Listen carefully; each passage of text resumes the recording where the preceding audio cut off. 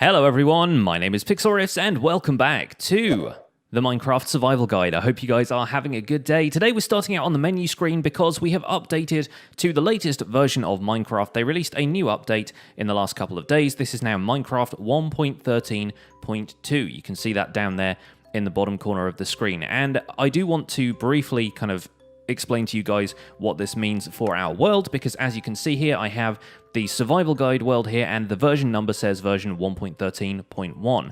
When we open this, it will give us a message that says, do you really want to load up the world, considering that it was last played in version 1.13.1, and occasionally changes between versions can cause issues for a world. So if you are at all unsure about this, if you want to make sure that you have a backup of the world, you can click this backup and load button, and Minecraft will make a backup of the game for you. They will back up all of the information about your world, which can sometimes get quite large, especially if you've explored your world extensively, but it's probably worth doing just in case. So I'm going to click that now so that the game will make a backup for me, and that's going to take a couple of seconds to run in the background, but then it's going to load the world in Minecraft 1.13.2. It'll tell me exactly how much storage space that's taken up, which for this world is not very much, and we should be able to get on with playing the game. So as you can see, I've been doing a little bit more exploring off camera, and I've been trying to line up some of these maps so they all fit together on the map wall, but it turns out the area between here and the Dark Oak Forest is actually bigger than I even expected. I'm going to need a larger wall, so I'm considering maybe putting it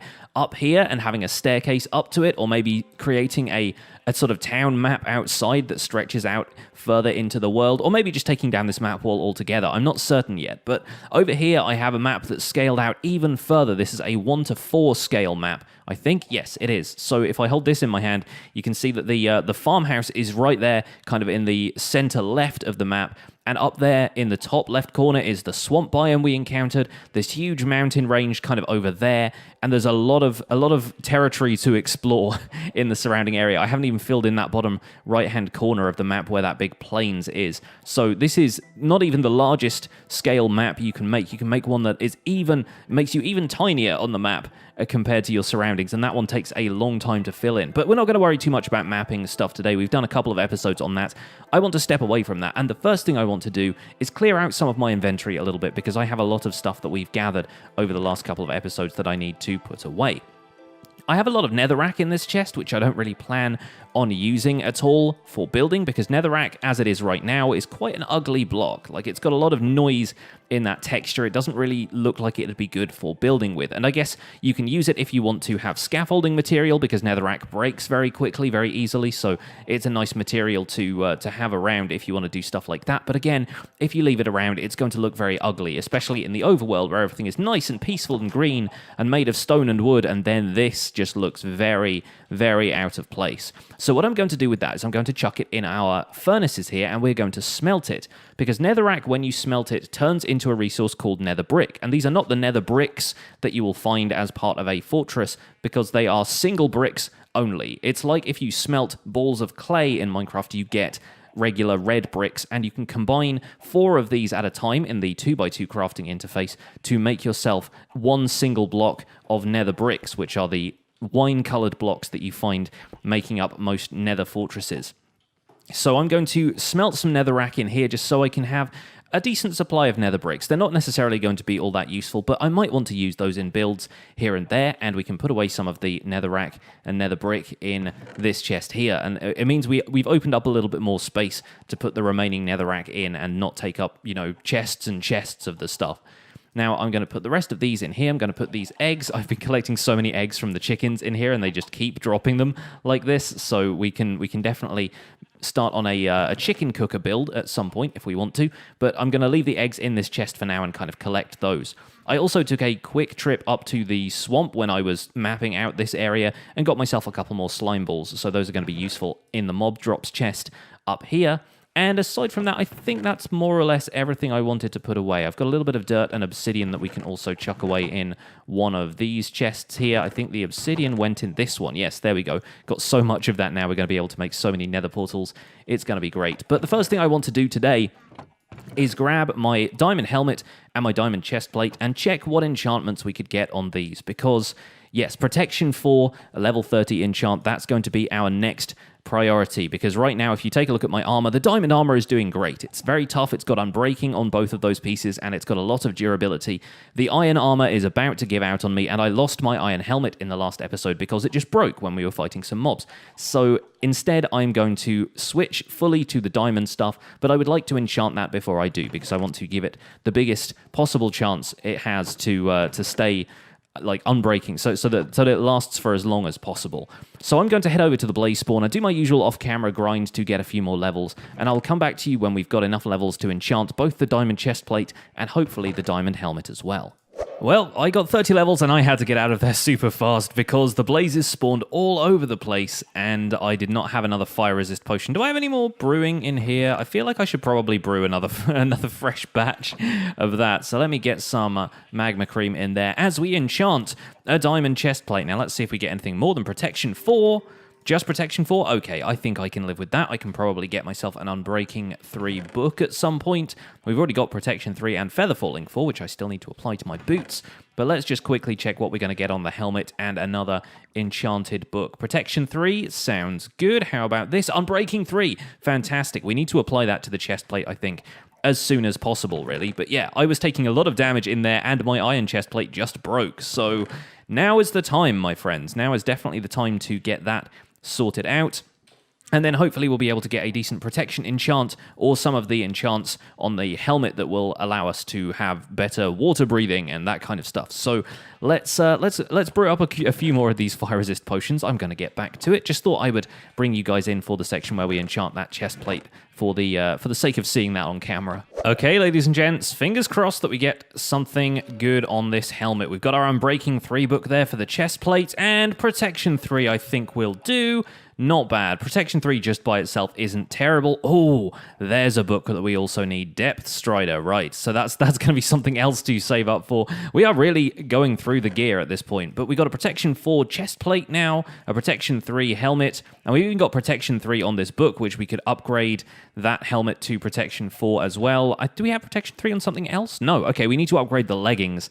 I think that's probably a priority. So let's do a little bit of combining here. We need Protection 4, Unbreaking 3 on that chest plate. That's going to be absolutely perfect. That will go on our torsos immediately, and that's going to provide a whole lot of armor for us.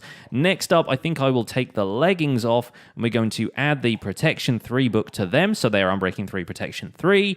Excellent stuff. And finally, we have the Protection 3 helmet that we will try and get some more stuff for. But look at that, a full diamond set of armor. We are fully kitted out at this point, enchanted and ready to rock and roll. I've come out to the west of the base. I'm a little way from home and exploring the swamp out here in search of some other biomes, in search of some other stuff out here that we can take a look at for the purposes of this series. And I have come across something quite unique. See the mob over there? That is a witch. And witches are something that I've seen in the series before, but I haven't really taught you guys about encountering one because I wanted to find one of these. The structure over there behind that tree, which I'll try and circle around so we can get a closer look at, this is a witch hut. And witches uniquely spawn in witch huts, along with occasionally they'll spawn in the overworld during night times, the way usual mobs do, in caves and so forth as well, just in low light in general. But witches will actually spawn and continue spawning in one of these huts. Now, in recent versions of Minecraft, that has been kind of... The amount of spawns you get from an actual witch hut has been reduced, but in times gone by, people would use witches to farm all sorts of resources, because witches are actually capable of dropping quite a lot of stuff. They have some quite unique stuff. It looks like this one has spotted us. And witches attack using potions. So they are kind of, again, unique in terms of Minecraft mobs. This one is trying to attack me using poison potions. It's already cast the slowness effect on me. Yep, I just got poisoned. Okay, so much for doing a tutorial. I'm going to have to try and run away now. So the witches will end up casting potions at you. They will poison you, they will slow you down, and then they will use potions of harming.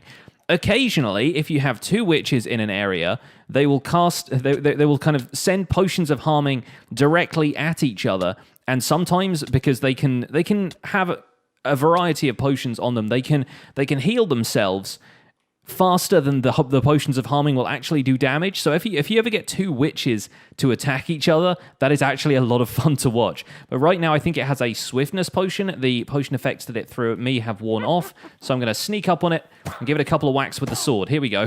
And it looks like I am getting a little bit of slowdown right now because of how far I've traveled and loading in some new chunks in the process. But there we go. That is one witch slain, one witch taken care of. Now, this hut over here is it's possible that it will generate another witch at some point, but it kind of does checks for that quite rarely. So it should be safe for us to come in here and explore. And obviously, if you're right up close to it, it's less likely that mobs are going to spawn in here.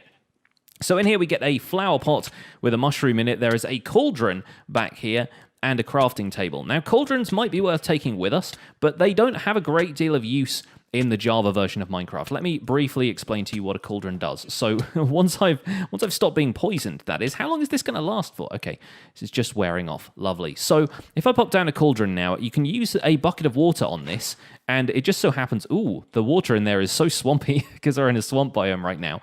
It just so happens that if you have, I have 2 glass bottles on you. If you have glass bottles and you use the cauldron to scoop water up like that, you can fill a glass bottle like this. And this is the one way I believe it is possible for you to place water in the nether. You can actually stand inside a cauldron as well. The hitbox here is a little bit tricky to get into, but if you're just able to maneuver it right, you can actually stand inside a cauldron like that. And that will prevent you from that will put you out if you're on fire in the nether. So it is occasionally worth doing. And you can empty the water bottles back in there, and you can even scoop the bucket of water back out of a cauldron afterwards. So not the waste of water it used to be. So in terms of potion brewing, the cauldron is meant to be there so that you can grab 3 bottles worth of water out of it. And then the problem with that is that it empties. So a lot of the time, as we've done in our little homestead back at home, it's so much easier to fill up water bottles from an infinite water source, even just a water block. It doesn't need to be an infinite source. It can just be a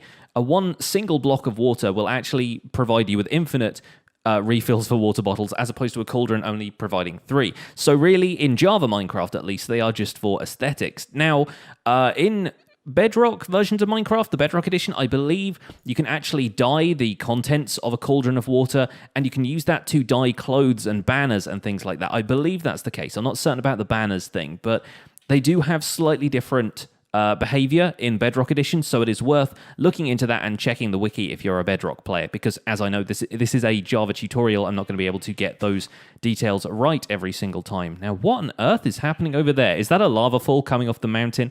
I think it is. I was a little bit worried that my entire world over there was on fire. Looks like it's just a harmless lava fall. Well, a pretty harmful lava fall, actually, but it's just coming off the mountain over there. So while we're out and about, I'm actually going to use this lava to teach you a kind of interesting trick, which normally I wouldn't do this way, but it is only really possible to do with the lava right now because I don't have any weapons. I don't have a bow or a sword that is capable of doing fire damage. And this is quite a neat trick for if you're out and about trying to gather a quick bit of food and you don't feel like building a furnace. We'll test it over here on this group of pigs, so apologies in advance to all of these pigs. But the trick is, if an animal dies while it's on fire, any raw meat products that it would drop will actually cook instantly. And it will drop like a cooked pork chop in the case of these pigs instead of a raw one. So I'm going to very quickly place and gather up this bucket of lava, because if the lava spreads any further, for a start, it could damage me, but it could also end up damaging the items. It could end up with the item dropping into the lava, and then it would be destroyed. But as you can see, we got a cooked pork chop from that pig that was on fire, and his friend is apparently trying to attack me now.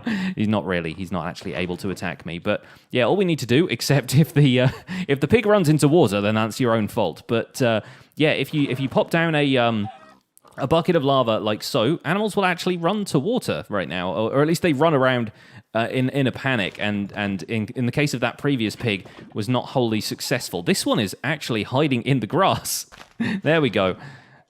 Yeah, they will occasionally try and put themselves out by running to water. In this case, we can probably help it along by attacking it, like so, and we still get a cooked pork chop because it died while it was on fire, you see. So there are actually ways of getting cooked meat without using a furnace at all. Normally, like I said, you would do this with a sword that had fire aspect or a bow that had flame, but ultimately that is not a bad attempt at getting some cooked meat while you're out and about without requiring a furnace. The other thing I'm going to do while I'm out here in the swamp is gather some clay, because I realize we haven't really touched on clay as a building block. Now, a single block of clay out here in the wild, if broken, will drop 4 clay balls. And this isn't a matter of, like with previous ore blocks and quartz and things like that, of needing fortune to get more clay out of these things. They will always drop 4 clay balls when you break them like this, and that actually allows you to reform them into a clay block in your 2x2 crafting interface. Simply by dropping them in a 2x2 like that, it will allow you to turn them back into clay. Now, I seem to have missed a couple of clay balls here somewhere. There we go. There's a couple lurking there and a couple lurking down there. Looks like there's one more clay block under here, which I will grab, and that will do us nicely. So let's just make sure we've got enough. Fantastic, we have. So I mentioned when I was talking about the nether bricks, turning netherrack into nether bricks, that clay bricks can also be made by smelting these clay balls in a furnace. So we can go back and do that, and we can make ourselves 13 brick blocks instead of 13 regular clay blocks like this. And once you've got 4 of these, you can combine them in a 2x2 crafting interface like so to get a regular brick block, which will be a little bit more like the red brick we build with in our own world. And we don't really have enough bricks to do anything significant with, but we could always use them as a little bit of an upgrade to our house here. For example, if we put some nether brick and brick around the furnaces here, it can look a little bit more like the furnaces. It's got a heat-proof floor nearby. So for maybe for the sake of realism, if we want to add a few bricks around here, sort of like a hearth sort of situation, it might be worth grabbing a few of these and putting them in the floor like so. Let's convert all of those back into regular red bricks. And yeah, that's not too bad. That at least feels like it's prepared for a little bit of heat. We can always put a few brick blocks around there as well. That sort of sections this area off, and maybe we'll pop a nether brick down here underneath the chest like so. We'll pop that in there. Fantastic. And we can always throw those in the chest there temporarily while we sort the rest of this out. Now, there's some other things you can make with these red bricks. The main thing is flower pots. So if you put those in a crafting table like so, this is the same sort of layout that you would use to make a bucket or a bowl if you're making a bowl out of wood to make mushroom stew or rabbit stew or any of the other stews there are in the game. You can grab a flower pot if you use 3 bricks like so, and flower pots are just used for aesthetic purposes. You can pop them down there, and if we had a sapling or a flower or anything like that, which I'm certain we will have up here somewhere, let's grab a sapling from in here, and let's use one of our oak saplings because I think they look quite nice in the flower pots, and because I don't want to waste the other ones. Let's see, pop an oak sapling in there. There you go. And now we've got this in place, I feel like doing a little bit of interior design style stuff. So let's make some cobblestone walls for a start. Maybe cobblestone stair would be good as well. And on top of these furnaces here, we could put a cobblestone stair like that, as though it's directing some of the heat from the furnaces to outside, almost like a cooker hood sort of thing would. We're letting a couple of chickens out here, but that's fine. They can communicate through the wall. And that andesite block there was about where we had the kind of the cooker vent sort of thing, I guess. So we'll hop up here. We'll turn this into a kind of maybe a little chimney of sorts, shall we? Can give our house a little bit more character from the outside. And maybe we might want to change up a couple of these blocks if the cobblestone stairs here just look a little bit too kind of overwhelming, because there's a lot of cobblestone in this build already. Do we have any cobblestone stairs in here? Yes, we do. There's some slabs in there as well, but I don't think we will need those. Fantastic. So let's hop down here and complete this image a little bit. Let's maybe put an andesite brick in there, like so, because we've completely covered the andesite block that was there. So just to correct the texture a little bit of course correction here, nothing too major. Maybe we'll take that one out, put a regular andesite block in there, and the cobblestone's coming out here, perfect. And then a polished andesite up at the top there. There we go, sort of reinforce the wall where this little chimney stack is starting to come out. Now let's hop back up here, and oh, looks like that's going to be a tricky one to place. Let me see if I can scaffold up here just using some cobblestone or something like that. There we go. And we'll back around in here just so I can place this facing the right direction.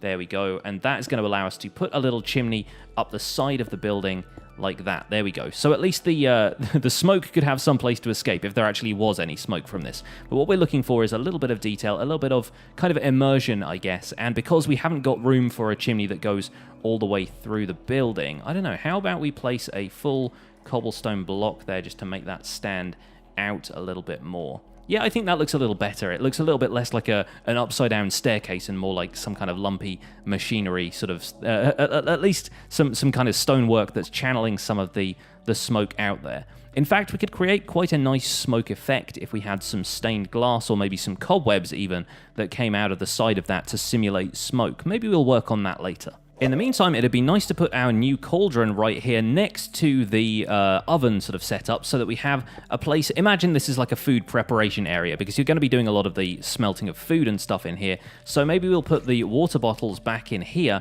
and we'll use that as like a small sink, maybe to wash our hands. This is getting towards more of the aesthetic style of Minecraft and the way people like to decorate houses as though they are sort of regular homes. In fact, you know what we could do? Let's move that slightly further towards the wall, like so. Maybe have a gap underneath it. Oh, we can't actually get through the cauldron hitbox there. Let's take that out and let's put a nether brick underneath. Sure, why not? May as well pop that in there so it's nice and dark. And we'll pop the cauldron back on top of that. And of course, I got rid of the water from the cauldron, but we've got a bucket in here, so that's fine.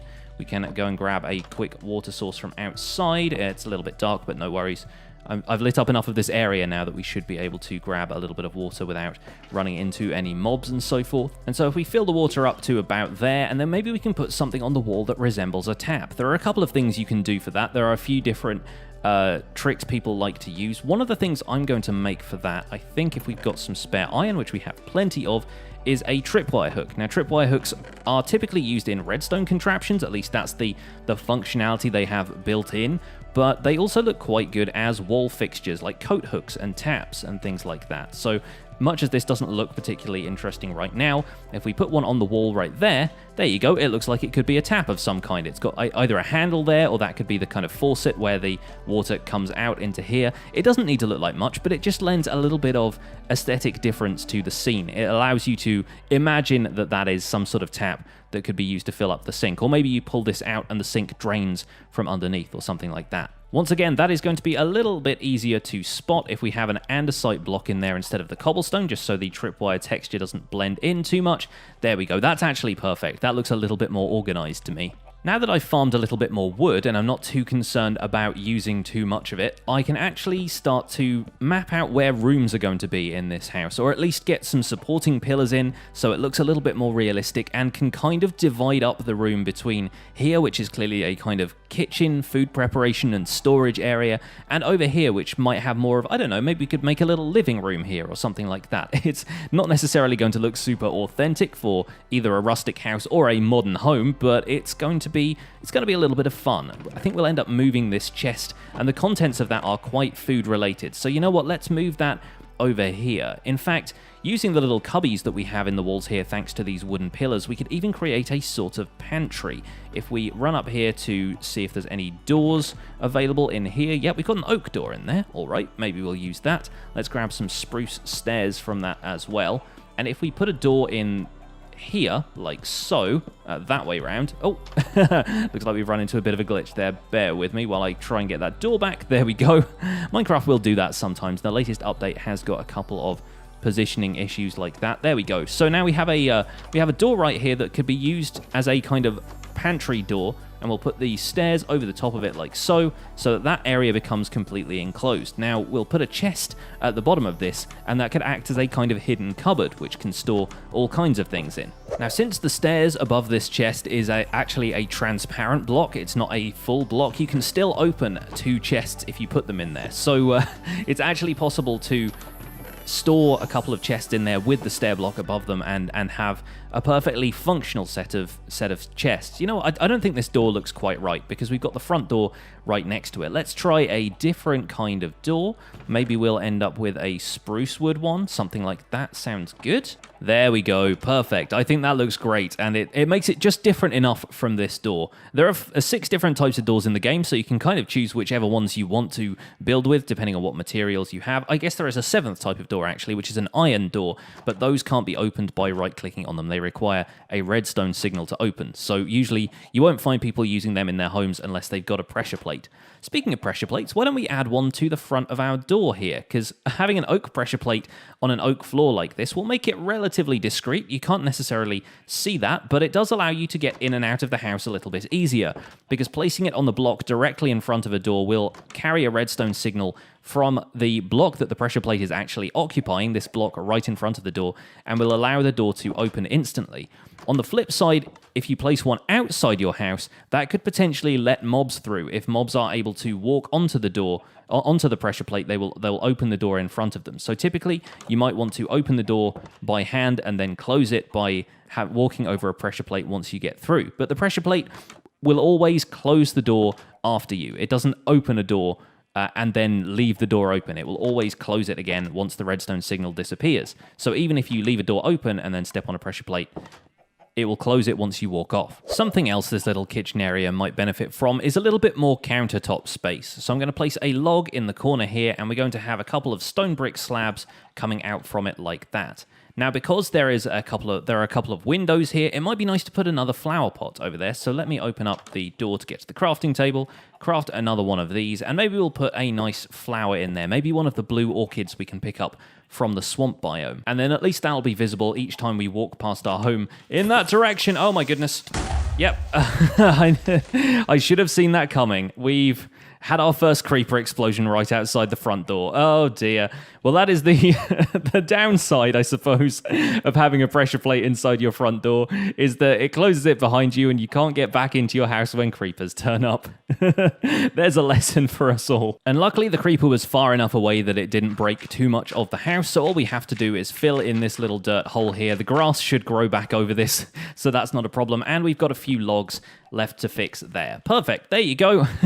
You don't need to worry too much about creeper damage, to be perfectly honest. Like, they only ever damage a small portion of your house. So as long as you don't have TNT lying around or something silly like that, then for the most part, you will find that they don't do a huge amount of damage on normal difficulty, which is what we're playing on. If you go to options here, you'll see the difficulty is set to normal. I can't believe I got caught out by that pressure plate, though. That was quite funny. But as I was going to say, as you can see now, when you walk at the house from this direction, you do see that flower pot there through the window. So it's kind of nice to have that as a window decoration.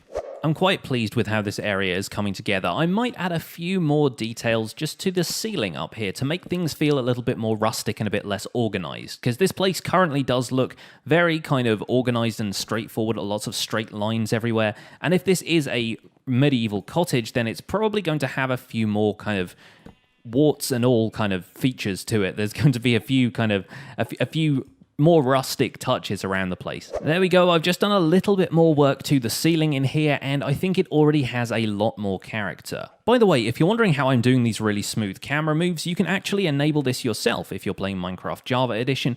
Hit escape to open the menu, go to options, controls, and then scroll down until you find this toggle cinematic camera setting. You can bind that to whatever you want, whatever key you like, but personally I use F8 because it's not used already by Minecraft or any of the other programs I use, for example, for recording. I've also got toggle perspective set to R because I find that really easy to do on the fly when I'm using WASD to move around, but by default, that is set to F5. Anyway, back to our little interior design project. I'm going to remove this chest because I've now transferred all of the contents of the chest into these two here in the pantry. And as you can see, I've just reserved this top chest for eggs and other kind of cooking ingredients. And down here is all of the cooked and already ready to eat foods that I've prepared along the way. And we still have this chest here that's got the fuel and stuff left to be cooked, like the raw beef and raw cod we've got here. But I think this is a nice little setup so far. So now we've opened up a little bit of space over here. I think I might make a little seating area, something that suits the rustic style of this house, though. We're not going to go for like a modern couch and a TV or anything like that. But I think with the nether bricks we've got over here, we can probably come up with a nice little set of seats. Maybe if we put a few of those into some stairs, like so, we'll get 8 stairs out of that. And maybe we make a kind of corner seating setup over here, like that. Now that is going to leave us with a couple of spaces here and here where you can maybe put, say, an oak log, for example. We can put something like that in there. And once again, we can have a flower pot on here because there is a window, although that window sort of borders on the barn there, so I'm not certain if you would ever see that. right here we can make ourselves a makeshift table using another pressure plate and a fence. Now let's go and grab an oak fence or maybe a spruce fence if we've got a couple lying around. There we go, we've got a spruce fence there, and we could put maybe a spruce trapdoor on top of that, or perhaps even a pressure plate to resemble a quick tabletop. Like, let's put that down there, and we'll take a look at the trapdoor first just to see if that looks okay. I actually really like that. I think that looks really good. So how about we leave that for now, and that can be a little kind of corner booth table sort of thing.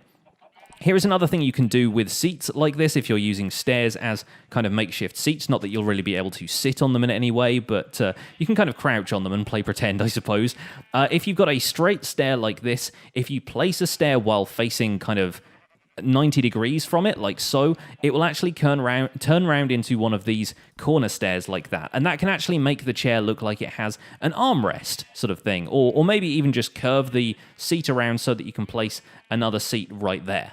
This actually looks like the kind of corner where it might be fun to hang a painting. So let me run upstairs really fast and gather the materials for that, and I'll show you how to craft a painting. It's pretty simple. All you need to do is get one block of wool of any color and 8 sticks to surround the block of wool in your crafting interface, like so. We're going to place the sticks in a circle like that, pop the wool into the middle, and you'll end up with a painting. Now, paintings in Minecraft have a bunch of different designs, and it all depends on how much area you have available on the wall. For example, here, where I've got a bunch of flat blocks, if I place a painting down here, it's going to turn up pretty large. That is one of the 4x4 paintings that is available in the game, and there's only a couple of those.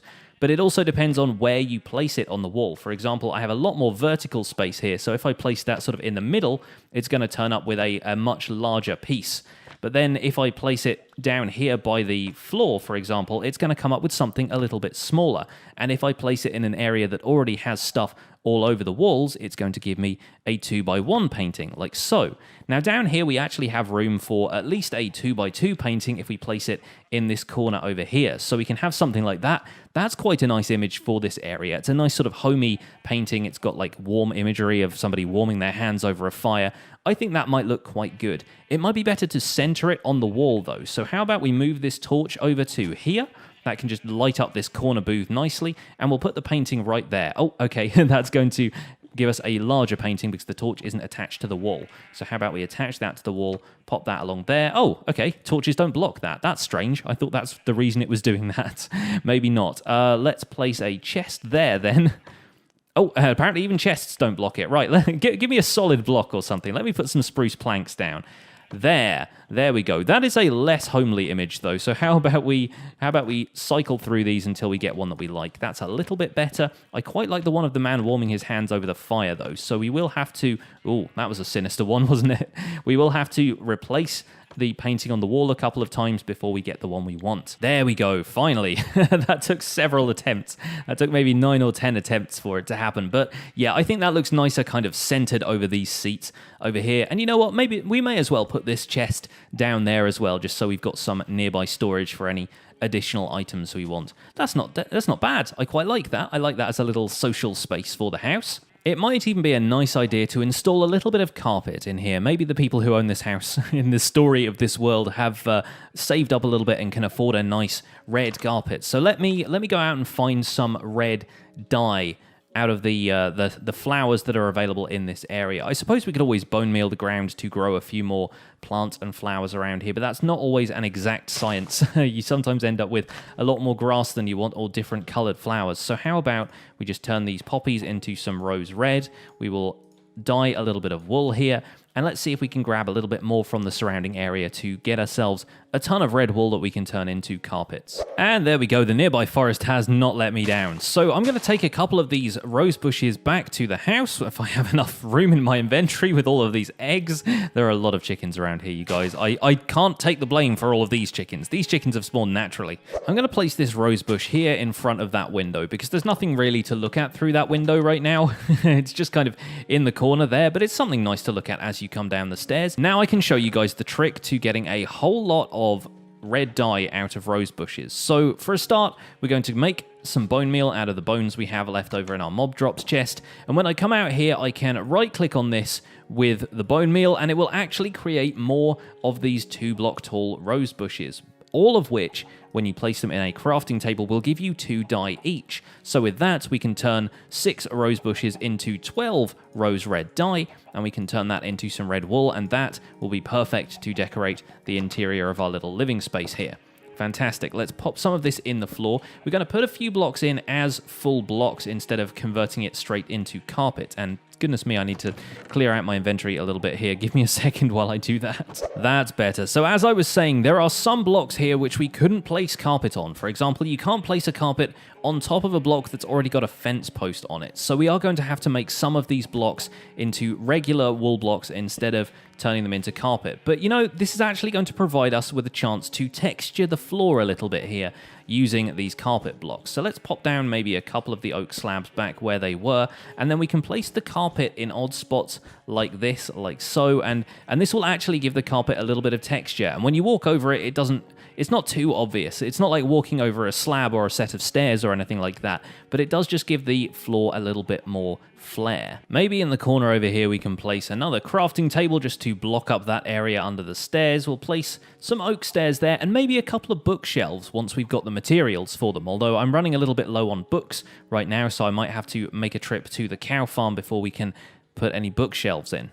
There we go, quick trip to the cow farm and a few extra books. We could even place another shelf there, and you can still reach the crafting table and right-click on it just by seeing that there's a few squares visible in that corner. There you go, that's a nice cozy little interior without building a huge wall here or anything. In fact, we could even build a wall here. Maybe some sort of partition or something might look good, but I think the interior of this house is coming along very well. I quite like it. It's definitely a lot more cozy. It's got a little bit more character, and it's nice to come in here once you've been outside working in the fields or whatever you've been doing as you explore the world. But I think that's going to wrap it up for today. These are just a few little interior design tips that I hope you guys will appreciate. And if you want to see more episodes like this, don't forget to let me know down in the comments. But that's all for today. My name has been Pixel. Leave a like on the video if you enjoyed it. Subscribe if you want to see more, and I'll see you guys soon. Bye for now.